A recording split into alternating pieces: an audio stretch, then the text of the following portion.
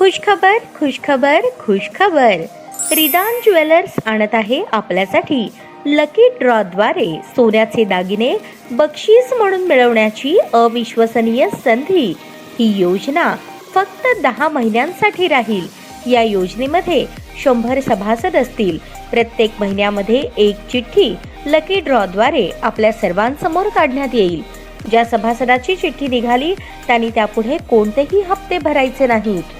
दरमहा 2000 रुपये भरा व लकी ड्रॉ मध्ये आपली चिठ्ठी निघाल्यास 20,000 रुपयांचे सोन्याचे दागिने बक्षीस म्हणून मिळवा.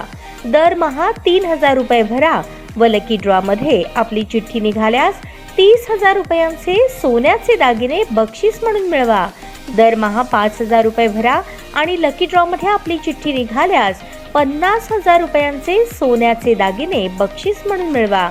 दरमहा 10,000 रुपये भरा व लकी ड्रॉ मध्ये आपली चिठ्ठी निघाल्यास 1,00,000 रुपयांचे सोन्याचे दागिने बक्षीस म्हणून मिळवा. सर्व दागिने 20 व 22 कॅरेट शुद्धतेच्या हमीचे व हॉलमार्क शिक्क्यासहित देण्यात येतील. आजच आपली नाव नोंदणी करून लाभ मिळवा. आमचा पत्ता रिदान ज्वेलर्स, चांदणी चौक, फॉरेस्ट, सोलापूर. संपर्क शाबाज हुंडेकरी 86 248 780 06. जाकीर शेख 74 99 10 12 86. नियम व अटी लागू.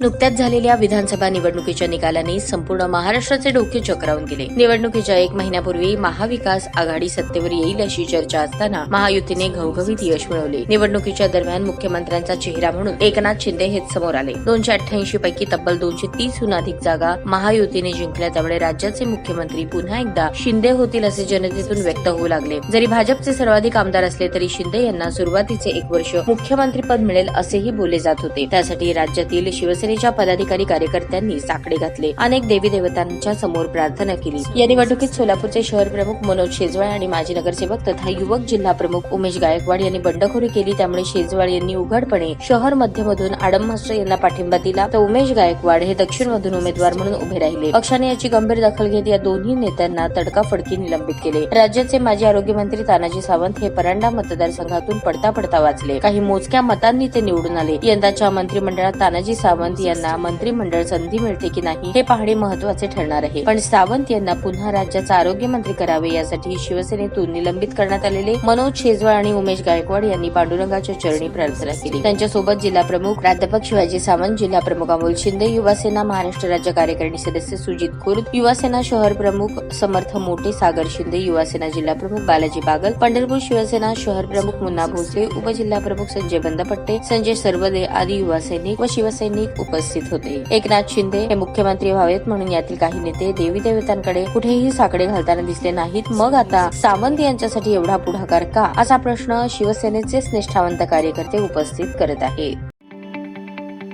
ताज्या बातम्या पाहण्यासाठी प्राईम महाराष्ट्र न्यूज चॅनलला सबस्क्राईब करा.